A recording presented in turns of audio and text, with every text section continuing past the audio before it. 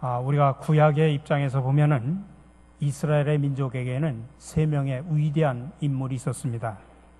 첫 번째로는 이스라엘 민족의 시조가 된 믿음의 조상 아브라함입니다. 두 번째로는 출애굽의 인도자로서 이스라엘 민족을 훈련시키고 체계화시킨 모세입니다. 마지막 세 번째는 이스라엘 민족을 최고의 강대국으로 꽃피웠던 다윗 왕입니다. 그 중에 다윗은 정말 보잘것없는 출신이었습니다. 요즘 말로 하면 조그만 지방읍에 불과한 베들레헴 사람이었고, 또 2세 8번째 아들로 직업은 한낱 양치는 목자에 불과했습니다. 그러나 하나님 마음에 합한 사람이 되므로 사울 왕의 뒤를 이어서 이스라엘의 제2대 왕이 되었고, 나중에는 예수 그리스도의 조상이 되었습니다. 그는 역대 이스라엘 왕 중에 가장 위대한 성군이었습니다. 물론 여기서 위대하다라고 하는 것은 그가 죄가 없다든지 완전한 자였다라고 하는 그런 의미는 아닙니다. 다윗 역시도 많은 죄를 졌죠. 죄를 지을 수밖에 없는 불완전한 인간이었지만은, 그러나 그런 가운데 위대했다, 그런 말입니다. 오늘 이 아침에 우리가 읽은 이 본문 말씀은 다윗이 그의 인생을 맞춰갈 즈음에 그의 입을 통해서 흘러나온 마지막 유언의 고백인 동시에 하나님께서 다윗에게 들려주신 마지막 예언의 말씀입니다. 다윗은 목동으로 출발해서 이스라엘을 침노한 블레셋의 최강의 용사 골리앗을 무찌르고, 이후로 이제 사울 왕과의 목숨을 건 투쟁 끝에 이스라엘 최고의 군왕의 자리에 오릅니다. 그리고 생애의 마지막 순간에 다윗은 하나님과 함께 걸어온, 하나님의 이끄심을 따라서 걸어온 지금까지 자신의 살아온 과거의 인생을 회고하면서 그 비상한 하나님의 섭리를 오늘 읽은 이 본문 짧은 7구절 속에 아주 심오하고도 간결하게 지금 고백을 하고 있습니다. 첫 번째, 다윗은 인생 최후에 정말 행복한 고백을 하고 있습니다. 오늘 말씀이 다윗 왕의 최후의 고백입니다. 근데 아주 행복한 고백입니다. 1절 말씀입니다. 제가 세번역 성경으로 읽어드립니다. 이는 다윗의 마지막 말이라. 이세 아들 다윗이 말하며 높이 세워진 자, 야곱의 하나님께로부터 기름 부음 받은 자, 이스라엘의 노래 잘하는 자가 말하노라. 여기서 자기를 높이 세워진 자라고 표현합니다. 다시 말하면 하나님의 은혜로 내가 존귀한 자가 되었다라고 하는 고백입니다. 아까도 말씀드렸듯이 다윗은 평범한 목동이었습니다. 근데 지금 높이 세워져서 이스라엘의 왕이 되었습니다. 왕이 세습하는 그런 시대 일이었습니다. 자기가 귀족의 아들도 아닌 그런 정말 보잘것없는 목동 출신이 지금 최고의 자리에 올랐습니다. 그래서 다윗은 자기 자신을 2세 아들이라고 표현합니다. 평범한 농부의 아들이라는 고백입니다. 자신의 근본을 미화시키지도 않습니다. 오히려 낮은 자를 높여주신 주님을 찬양할 뿐입니다.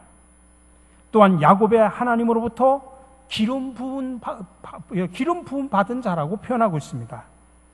자신이 기름 부어가지고 이스라엘의 왕이 된 것은 오직 하나님의 은혜다라는 고백입니다.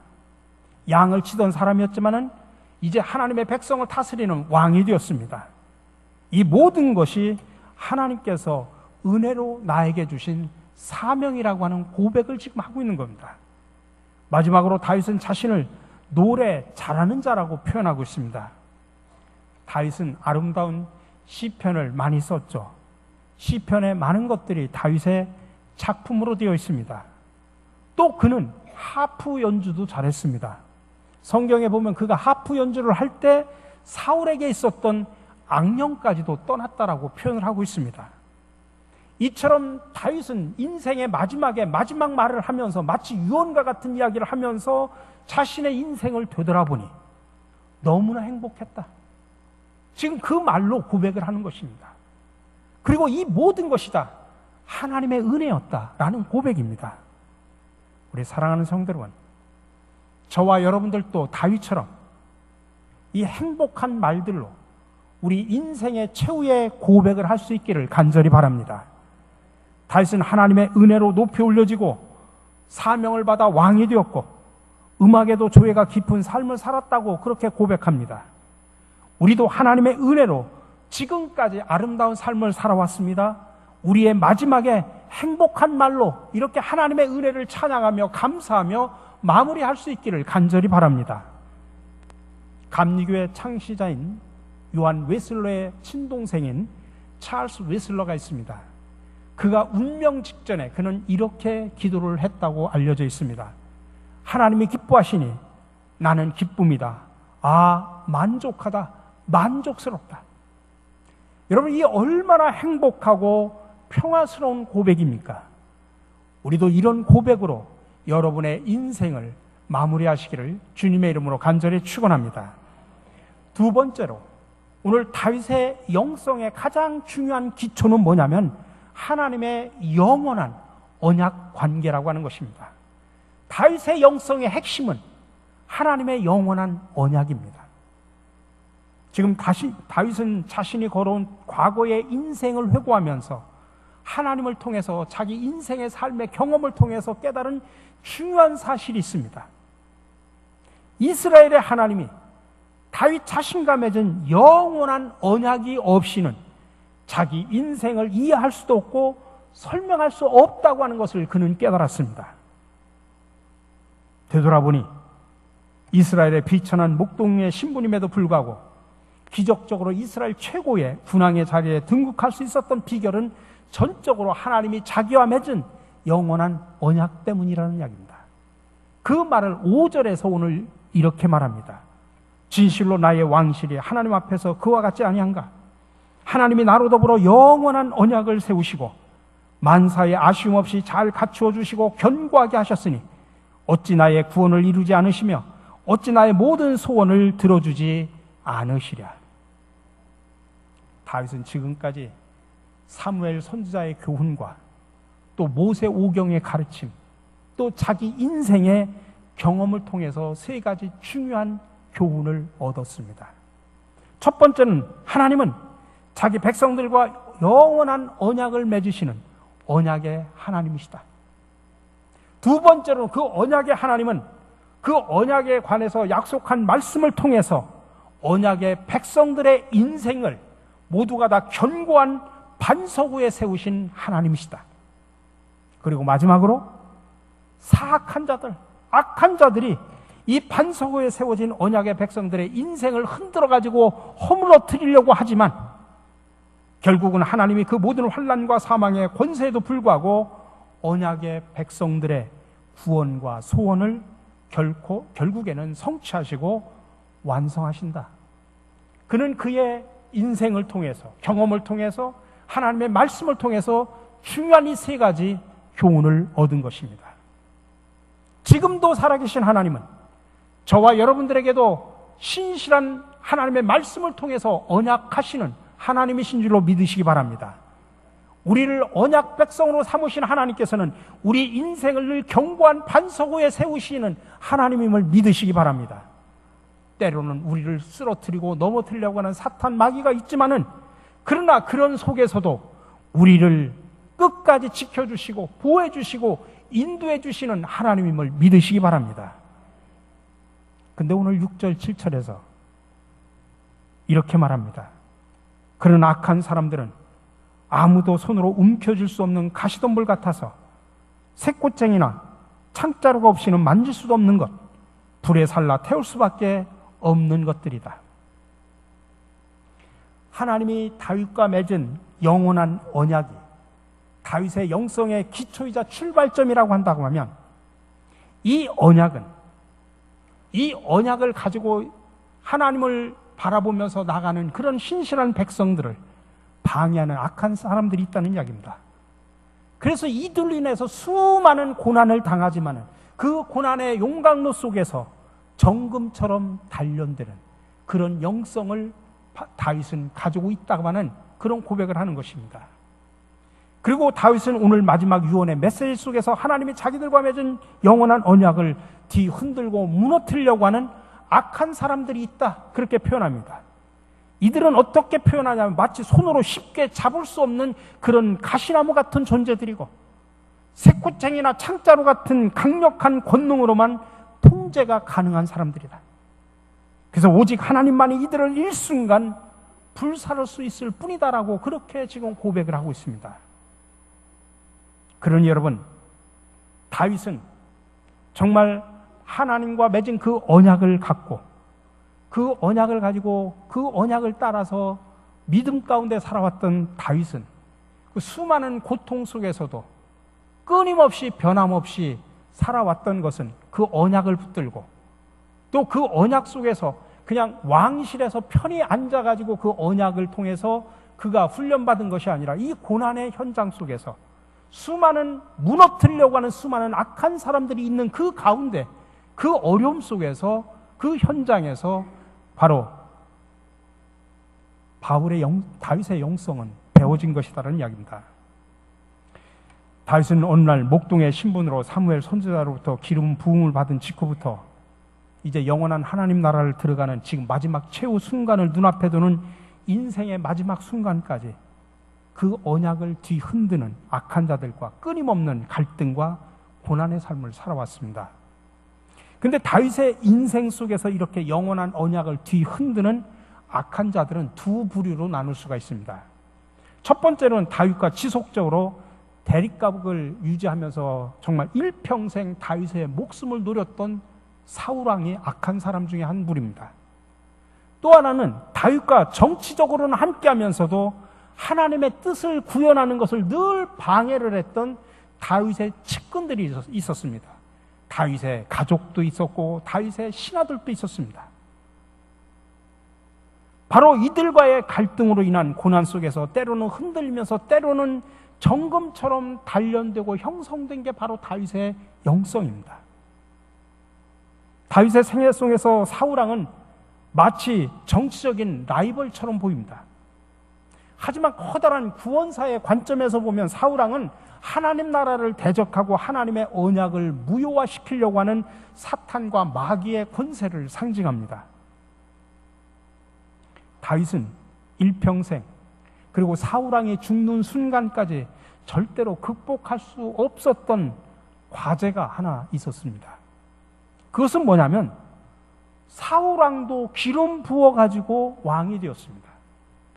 여호와의 기름을 부은 자가 바로 사울왕인데 그래서 기름 부음 받은 자로서 하나님의 공의를 이 땅에 마땅히 실현시켜야 되는 책임을 맡은 자인데 왜 도대체 내가 무슨 잘못을 범했다고 내가 무슨 악이 있기에 사울왕은 그토록 내 목숨을 빼앗으려고 하는가? 사무엘 선지자를 통하여 내 머리에 기름을 부으시고 지도자로 삼으신 것이 분명 하나님의 뜻임에도 불구하고 사울왕이 계속 자기를 정치적인 라이벌로 착각을 해서 자기 목숨을 찾는 것이라면 다윗은 사울왕의 위협을 어떻게 방어를 해야 됩니까? 어느 날 기회가 왔습니다. 사울왕이 군사들을 거느리고 다윗을 죽이려고 쫓아오다가 10광야까지 나왔다가 어느 동굴에서 피곤해가지고 낮잠을 자면서 휴식을 취하고 있는데 다윗의 신하인 아비새가 그 광경을 목격을 한 겁니다. 몰래 경비를 쓰다가 그걸 목격을 했습니다. 그래가지고 막 다윗에게 쫓아가서 다윗에게 이야기합니다. 하나님이 오늘 왕의 원수를 갚을 절호의 기회를 주셨습니다. 그렇게 이야기를 하면서 한 가지 아주 치명적인 요청을 제시합니다. 사무엘상 26장 8절에 보면 이렇게 말합니다. 제가 그를 당장 창으로 찔러 땅바닥에다 박아놓겠습니다. 다시 말하면 아비새가 다윗 왕에게 와서 지금 사울이 낮잠을 자고 있는 그 순간을 틈타서 내가 칼과 창을 가지고 와서 단칼에 찔러 죽이겠습니다. 그렇게 말을 하는 겁니다. 두 번 찌를 것도 필요 없습니다. 딱 한 방이면 내가 죽일 수 있습니다. 지금 그렇게 직고를 하는 겁니다. 이 순간 우리가 세상적인 관점과 세상적인 시각으로 보면 절호의 기회입니다. 하나님께서 사무엘 선지자를 통해서 내 머리에 기름을 부으면서 약속하셨던 하나님의 약속이 지금 계속 사울왕의 방해 공작으로 지금 지체되고 있었지 않습니까? 근데 사울왕을 단칼에 죽임으로 인해서 극적인 반전을 통해서 드디어 그 약속이 성취될 수 있는 결정적인 순간처럼 보입니다. 근데 이 순간 다윗은 세상적인 관점, 세상적인 가치관으로 바라보지 않았습니다.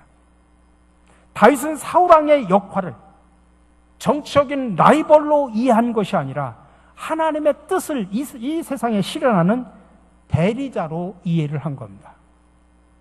사울왕은 여호와의 기름 부음을 받은 자이고 하나님이 사울왕의 인생을 사용하셔서 다윗을 향한 하나님의 섭리를 펼쳐가는 과정이기 때문에 다윗이 하나님을 대적할 수 없다면 하나님의 뜻을 구현하는 사울왕도 죽일 수 없다고 하는 그런 논리입니다.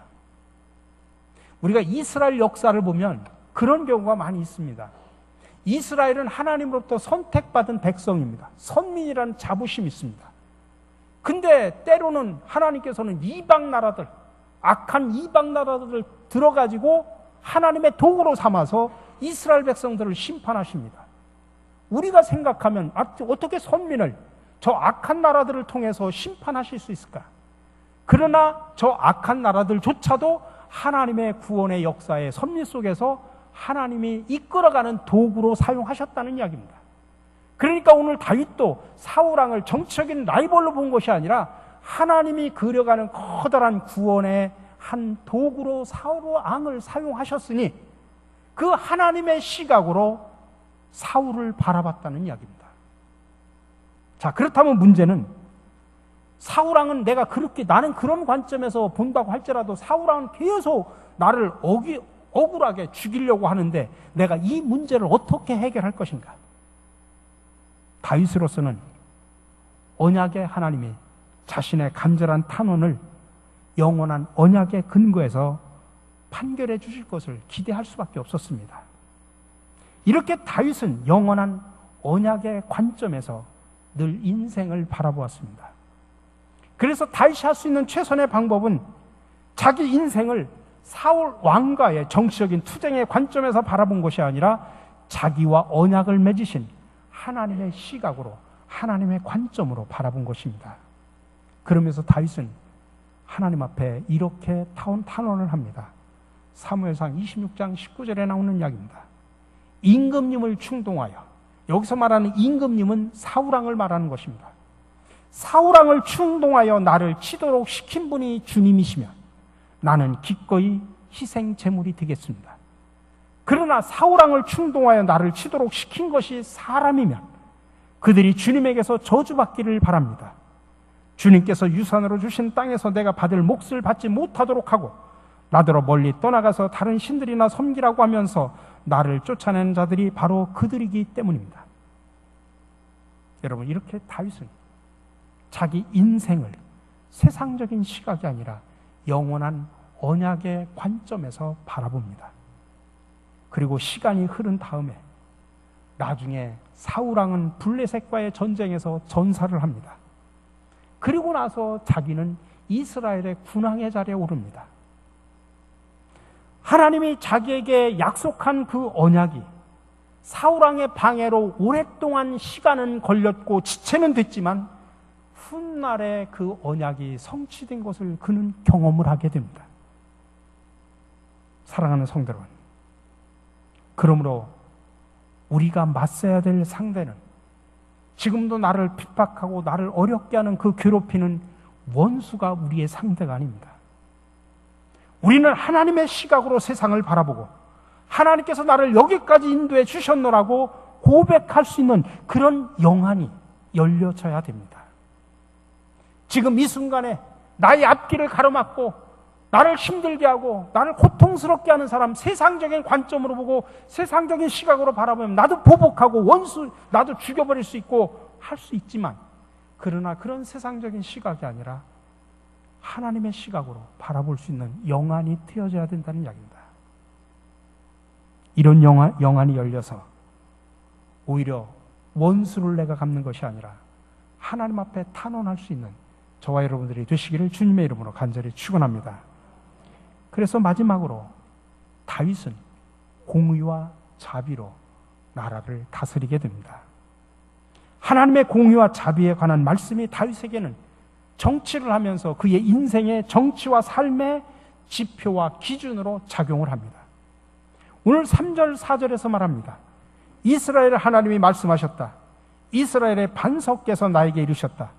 모든 사람을 공의로 다스리는 왕은, 하나님을 두려워하면서 다스리는 왕은 구름이 끼지 않은 아침에 떠오르는 맑은 아침 햇살과도 같다고 하시고 비 온 뒤에 땅에서 새싹을 돋게 하는 햇빛과도 같다고 하셨다.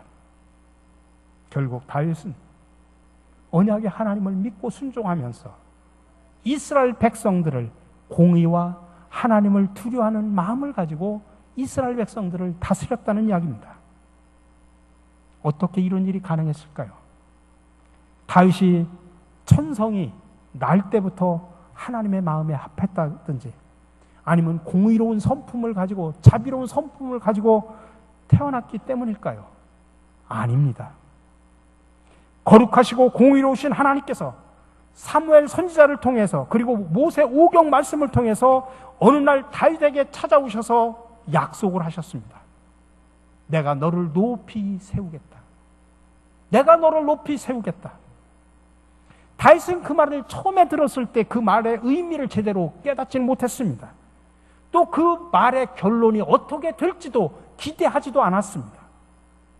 그러나 마음 한구석에서 그 말씀에 대한, 언약의 말씀에 대한 신뢰감이 조금씩 쌓여가고 믿어지고 또 믿어지는 만큼 헌신하기 시작을 합니다.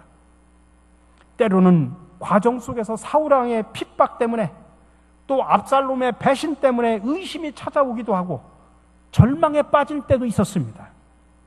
하지만 그럴 때마다 다윗은 하나님의 약속을 부여잡고 하나님께 이 약속이 성취되게 해달라고 간절히 기도하면서 그 힘든 세월을 견뎠습니다. 그리고 시간이 흐른 다음에 결국은 다윗은 하나님이 약속하신 바로 그 자리에 오르고 말았습니다. 그러니 다윗 개인의 경건과 다윗 개인의 특별한 열심과 능력이 아니라 그 이전에 먼저 하나님이 다윗과 언약을 맺으시고 다윗에게 계속 말씀하시다 다윗의 마음속에서 그 말씀이 생각나고 또 성령이 감동을 주시니까 그 마음속에서 특별한 열심과 헌신이 나타나게 된 것입니다. 그래서 하나님이 주도하시고 다윗은 따라간 것입니다. 사랑하는 성도 여러분, 오늘도 하나님의 영원한 언약의 목표는 언약의 백성된 저와 여러분들이 하나님의 영광에 동참하는 것이고 또 언약에 대한 신실한 믿음을 가지고 이 고난과 역경을 이겨내면서 하나님의 시각으로 힘든 현실의 상황을 바라보고 하나님께서 여기까지 나를 인도해 주셨노라고 고백할 수 있어야 됩니다. 그리고 세상에 흩어져서 여러분들 각자의 삶의 자리 속에서 하나님의 기뻐하시는 공의와 자비를 실천하는 것입니다. 다윗은 사울왕의 핍박 속에서 그리고 압살롬의 배신 때문에 하나님의 그 언약에 대해서 때로는 의심이 찾아오기도 하고 때로는 절망에 빠질 때도 있었습니다. 그러나 다윗이 넘어지지 않은 것은 항상 그 언약의 약속을 부여잡았습니다. 그리고 하나님 앞에 이 언약이 성취되기를 간절히 기도하면서 그 힘든 세월을 견뎠습니다. 그리고 그 고난과 역경을 그는 세상적인 시각이 아니라 하나님의 시각으로 바라봤습니다. 그리고 다윗은 이스라엘 백성들을 공의와 하나님을 두려워하는 마음으로 다스렸습니다. 이게 바로 기독교의 영성이고 이게 바로 다윗의 영성입니다. 여러분, 우리가 믿는 하나님은 살아계신 하나님인 줄로 믿으시기 바랍니다. 다윗에게 영원한 언약을 해주신 하나님은 오늘 저와 여러분들에게도 하나님의 말씀을 통해서 영원한 언약을 해주셨습니다. 내가 너를 높이 세워주리라. 내가 너를 높이 세워주리라. 하나님은 새 언약의 백성이 된 저와 여러분들을 향하여 말씀하십니다. 근데 그 언약이 내일 이루어질 수도 있고 모레 이루어질 수도 있고 10년 후에 20년 후에 마지막 순간에 이루어질 수도 있습니다. 아니 내 때가 아니라 내 후손에서 이루어질 수도 있습니다. 그러나 한 번 언약을 맺으신 하나님은 신실하신 하나님입니다. 인간은 그 약속을 깬다고 할지라도 신실하신 하나님은 절대로 약속을 깨지 않으십니다. 그러니 이 말씀을 통해서 우리에게 주신 그 언약을 부여잡고 여러분 힘든 상황을 하나님의 시각으로 바라보면서 견뎌나가시길 바랍니다. 그리고 하나님 앞에 기도하시기 바랍니다. 하나님 말씀을 통해서 주신 그 약속 믿고 나갑니다. 근데 이 순간, 현실 부닥치는 이 순간은 너무나 힘들고 어렵습니다. 그러나 내가 세상적인 시각으로 바라보지 않게 하여 주시옵소서. 하나님의 시각을 가지고 이 어려움을 견뎌나가게 하여 주시옵소서. 기도하시기 바랍니다. 그러면서 동시에 여러분들 각자 주어진 삶의 자리 속에서 공의와 자비를 실천하시기 바랍니다. 그럴 때 여러분들의 영성도 다윗의 영성을 닮아갈 것입니다. 다윗과 동일한 영성이 여러분의 삶에 흘러 넘치기를 주님의 이름으로 간절히 축원합니다. 살아계신 하나님, 오늘도 우리와 함께 하시며 인도하시고 보호해 주시는 은혜에 감사를 드립니다. 그러나 현실에서 부닥치는 많은 어려움을 당할 때마다 우리는 언약의 하나님을 의심하며 절망하기도 합니다. 그럴 때마다 우리에게 하나님의 시각으로 고난을 바라볼 수 있는 영안을 허락하여 주시옵소서. 그리고 변함없이 공의와 자비로 세상의 삶을 살아가게 하여 주시옵소서. 이 땅에 오셔서 새 언약의 백성이 되게 하신 예수 그리스도 이름으로 기도드립니다. 아멘.